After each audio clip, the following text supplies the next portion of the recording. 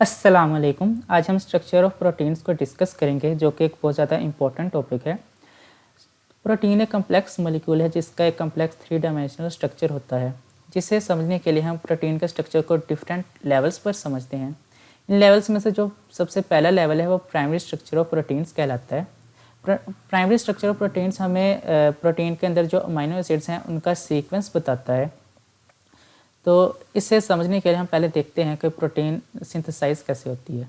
तो प्रोटीन एक या एक से ज़्यादा पॉलीपेप्टाइड चेन से बनती है और हर एक पॉलीपेप्टाइड चेन अमीनो एसिड्स के दरमियान पेप्टाइड बॉन्ड बनने से बनती है। तो इस पॉलीपेप्टाइड चेन के दो एंड्स होते हैं, एक एन टर्मिनल कहलाता है और दूसरा सी टर्मिनल कहलाता है। जैसे कि यहाँ पे दो अमीनो एसिड्स हैं, विलाइन और एलानिन, जिनके दरमियान ये पेप्टाइड बॉन्ड बन के एक पेप्टाइड चेन बन रही है जिसके अंदर दो अमीनो एसिड्स हैं। इसी तरह से लॉन्ग पॉलीपेप्टाइड चेन्स होती हैं जिनके अंदर इस तरह के बहुत से अमीनो एसिड्स होते हैं और हर एक पॉलीपेप्टाइड चेन के दो एंड्स होते हैं। एक एंड के ऊपर अमीनो ग्रुप मौजूद होता है, फ्री अमीनो ग्रुप, इसे हम एन टर्मिनल कहते हैं, और दूसरे के ऊपर फ्री कार्बोक्सिल ग्रुप मौजूद होता है जिसे हम सी टर्मिनल कहते हैं। तो अमीनो एसिड के सीक्वेंस को एनालाइज करते हुए हम इस एन टर्मिनल से स्टार्ट करते हैं पॉलीपेप्टाइड चेन की, और वहाँ से नंबरिंग स्टार्ट कर देते हैं और कार्बोक्सिल ग्रुप की तरफ यूँ चलते चलते हम कंप्लीट नंबरिंग कर लेते हैं, जिससे हमें अमीनो एसिड्स के प्राइमरी स्ट्रक्चर का पता चल जाता है। तो अब हम देखते हैं कि हम प्राइमरी स्ट्रक्चर को एनालाइज कैसे करते हैं। तो इसके डिफरेंट मेथड्स हैं। एक मेथड तो डीएनए सीक्वेंसिंग वाला मेथड है, यानी कि हम डीएनए के अंदर जो न्यूक्लियोटाइड्स होते हैं उनके सीक्वेंस ये डिटरमाइन कर सकते हैं कि वो उनसे बनने वाले अमीनो एसिड्स का क्या सीक्वेंस होगा। दूसरा जो मेथड है, जो कि वाइडली यूज्ड मेथड है, उसमें हम लॉन्ग पॉलीपेप्टाइड चेन्स को डिफरेंट जगह से क्लीव करते हैं, उनके डिफरेंट सेगमेंट्स बनाते हैं और फिर उन सेगमेंट्स को एनालाइज करते हैं। उन सेगमेंट्स को कैसे एनालाइज करते हैं, हम उनके अंदर एक रिएजेंट डालते हैं जिसे हम एडवांस रिएजेंट कहते हैं। तो इसमें हम एक पॉलीपेप्टाइड चेन के अंदर एडवांस रिएजेंट को डालेंगे। ये एडवांस रिएजेंट असल में फिनाइल थायोहाइड्रेटोइन होता है, जिसे हम पीटीएच भी कहते हैं। तो एडवांस रिएजेंट की ख़ास बात होती है कि ये जो एन टर्मिनल पे जो अमीनो एसिड होता है उसके साथ ये बॉन्ड बना लेता है। तो जैसे ही हम एडवांस रिएजेंट को पॉलीपेप्टाइड चेन में डालेंगे, ये एन टर्मिनल अमीनो एसिड वाले के साथ बॉन्ड बनाएगा, जिसकी हम एसिड हाइड्रोलिसिस करने के बाद उस अमीनो एसिड को पॉलीपेप्टाइड चेन से अलग कर लेते हैं। उसके बाद हम उसे अलग से एनालाइज करेंगे और वो हमारे पास नंबर 1 अमीनो एसिड आ जाएगा। उसके बाद जो बाकी की पॉलीपेप्टाइड चेन पर बच जाएगी, उसमें जो फिर सेकंड नंबर वाला अमीनो एसिड है, अब वो नंबर 1 पे आ जाएगा। हम दोबारा से उसके अंदर एडवांस रिएजेंट डालेंगे, उसे एनालाइज करेंगे, आइडेंटिफाई करेंगे और उसे हम नंबर 2 अमीनो एसिड कह देंगे। इस तरह से हम सी टर्मिनल तक सारे अमीनो एसिड्स की नंबरिंग कर लेंगे और हमें एक प्रोटीन का प्राइमरी स्ट्रक्चर पता चल जाएगा। प्राइमरी स्ट्रक्चर ऑफ प्रोटीन्स के बाद जो नेक्स्ट लेवल आता है उसे हम सेकेंडरी स्ट्रक्चर ऑफ प्रोटीन्स कहते हैं। इस लेवल पर आकर पॉलीपेप्टाइड चेन्स के दरमियान फोल्डिंग स्टार्ट हो जाती है और जो पॉलीपेप्टाइड चेन के ऊपर एक दूसरे के करीब मौजूद अमीनो एसिड्स होते हैं वो अपने आप को डिफरेंट हाईली रेगुलर और नॉन रैंडम तरीके से अपने आप को अरेंज करना स्टार्ट कर देते हैं। ये जो अरेंजमेंट है ये डिफरेंट टाइप्स की हो सकती है, जिसकी बेसिस के ऊपर सेकेंडरी स्ट्रक्चर ऑफ प्रोटीन्स की भी डिफरेंट टाइप्स होती हैं। इनके अंदर अल्फ़ा हेलिक्स और बीटा शीट जो हैं ये सबसे ज़्यादा कॉमन है, तो इस वजह से हम इन दोनों को डिटेल में पढ़ेंगे। अल्फ़ा हेलिक्स के अंदर पॉलीपेप्टाइड चेन अपने आप को एक स्पाइरल स्ट्रक्चर के अंदर अरेंज कर लेती हैं।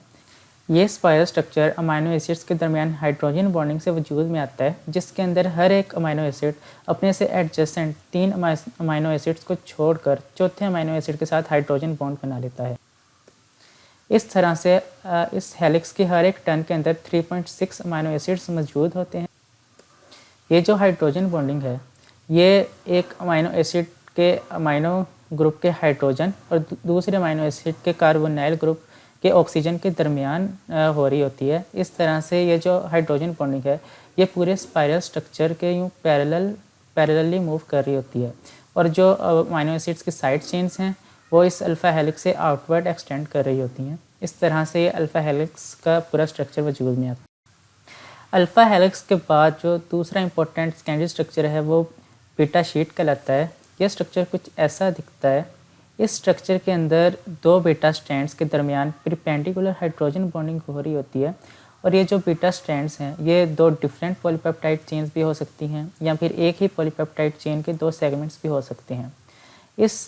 इन बीटा शीट्स को हम यूजुअली इन एरोस के साथ शो करते हैं और ये बीटा शीट्स पैरेलल भी हो सकती हैं और एंटी पैरेलल भी हो सकती हैं।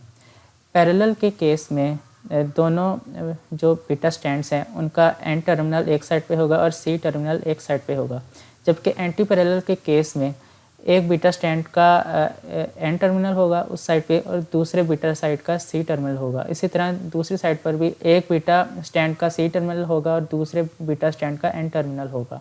इसके बाद आते हैं नॉन रेपिटेटिव सेकेंडरी स्ट्रक्चर्स। कुछ जो सेकेंडरी स्ट्रक्चर्स होते हैं वो अल्फा हेलिक्स या बीटा शीट से लेस रेगुलर होते हैं। इन्हें हम नॉन रेपिटेटिव सेकेंडरी स्ट्रक्चर्स कहते हैं। होते ये वाले स्ट्रक्चर्स भी रेगुलर ही हैं, लेकिन ये जो नॉर्मल अल्फा हेलिक्स या बीटा शीट हैं उससे ज़रा लेस रेगुलर होते हैं। इसके एग्जांपल्स के अंदर कोयल आ जाती है, जिस तरह के ये एक अल्फा हेलिक्स और एक कोयल है। इसके आप दरमियान डिफरेंस देख सकते हैं कि अल्फा हेलिक्स बहुत ज़्यादा रेगुलर है जिसके हर टर्न में 3.6 अमीनो एसिड्स हैं, लेकिन ये जो कोयल है ये लेस रेगुलर है। इस वजह से हम इन्हें नॉन रेपिटेटिव सेकेंडरी स्ट्रक्चर्स कहते हैं। इन अल्फा हेलिक्स या बीटा शीट्स और नॉन रेपिटेटिव सेकेंडरी स्ट्रक्चर जिनमें कोइल्स वगैरह आ जाती हैं, इनके कम्बिनेशन से हमारे पास डिफरेंट पैटर्न्स बनते हैं जिन्हें हम सुपर सेकेंडरी स्ट्रक्चर्स या मोटिव्स कहते हैं। जैसा कि यहाँ पे हम देख सकते हैं ये डिफरेंट मोटिव्स हैं। इनके अंदर जो सबसे पहला ये सुपर सेकेंडरी स्ट्रक्चर है, इसके अंदर हमारे पास सबसे पहले एक अल्फ़ा हेलिक्स है, उसके बाद एक कोयल है और उसके बाद फिर से एक अल्फ़ा हेलिक्स है, इसलिए हम इसे हेलिक्स लूप या हेलिक्स का नाम देते हैं। इसी तरह से beta barrel, beta alpha, beta, इस तरह से डिफरेंट सुपर सेकेंडरी स्ट्रक्चर्स वजूद में आते हैं।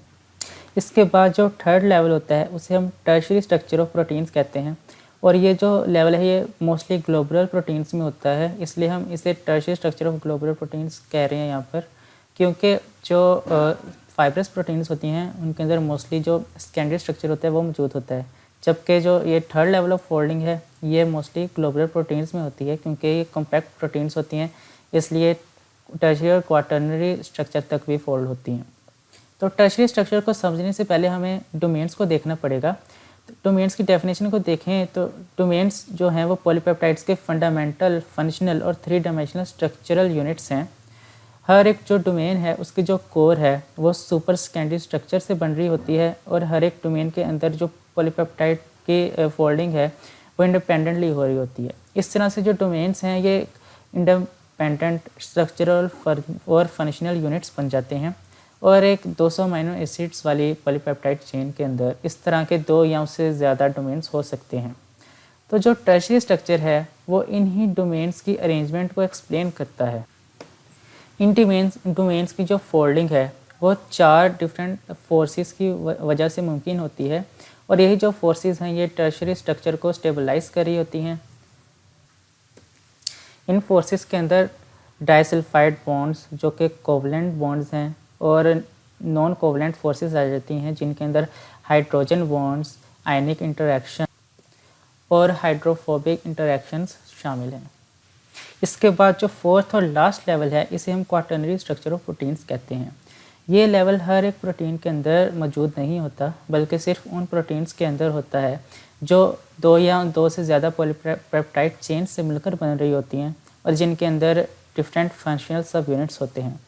तो ये जो structure quaternary structure of proteins है ये इन्हीं डिफरेंट फंक्शनल सब यूनिट्स के अरेंजमेंट को बयान कर रहा होता है और ये जो डिफरेंट सब यूनिट्स हैं ये एक दूसरे के साथ नॉन कोवलेंट फोर्सेस की वजह से अरेंज हो रहे होते हैं, जिनके अंदर हाइड्रोजन बॉन्ड्स, आयनिक बॉन्ड्स और हाइड्रोफोबिक इंटरैक्शंस वगैरह शामिल हैं। इस तरह से फोर्सेस क्वाटर्नरी स्ट्रक्चर को मेंटेन कर रही होती हैं और क्वाटर्नरी स्ट्रक्चर इन्हीं सब यूनिट्स के अरेंजमेंट को बयान कर रहा होता है। इस डायग्राम से हम हमारी आज की डिस्कशन को सम अप करेंगे। सबसे पहले हमारे पास एक पॉलीपेप्टाइड चेन है जिसका एक एन टर्मिनल होगा और एक सी टर्मिनल होगा। इसके अंदर जो डिफरेंट अमीनो एसिड्स हैं उनकी अरेंजमेंट हमें प्राइमरी स्ट्रक्चर ऑफ प्रोटीन्स बता रहा होगा। उसके बाद ये जो पॉलीपेप्टाइड चेन है ये अपने आप को अरेंज करेगी अल्फ़ा हेलिसिस और बीटा शीट्स और कोइल्स में। तो ये सारे जो स्ट्रक्चर्स हैं सेकेंडरी स्ट्रक्चर ऑफ प्रोटीन्स होंगे। उसके बाद हमारे पास फॉर्मेशन ऑफ डोमेन होगी।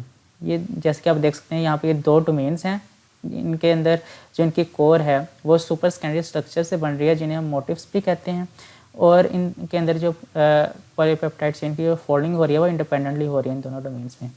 उसके बाद ये जो डोमेन्स हैं इनके कम्बिनेशन से हमारे पास एक टर्शियरी स्ट्रक्चर बनता है जिससे एक जो ग्लोबुलर प्रोटीन है वो वजूद में आ रही है, और ये एक मोनोमर है, यानी ये सिर्फ एक सिंगल पॉलीपेप्टाइड चेन से बन रही है। क्वाटर्नरी स्ट्रक्चर के केस में हमारे पास इस तरह के डिफरेंट मोनोमर्स होंगे और उनके जो आपस में अरेंजमेंट हो रही होगी ड्यू टू आयनिक इंटरेक्शन या फिर हाइड्रोफोबिक इंटरेक्शंस, उससे जो एक हमारे पास पूरी फोल्डिंग से स्ट्रक्चर बन रहा होगा उसे हम क्वाटर्नरी स्ट्रक्चर कहेंगे। तो दोस्तों आज के लिए इतना ही। अगर आपको ये वीडियो पसंद आई है तो इस वीडियो को लाइक करें और मेरे चैनल को सब्सक्राइब करें ताकि मैं अपने 1K सब्सक्राइबर्स कंप्लीट कर सकूं। अल्लाह हाफिज़।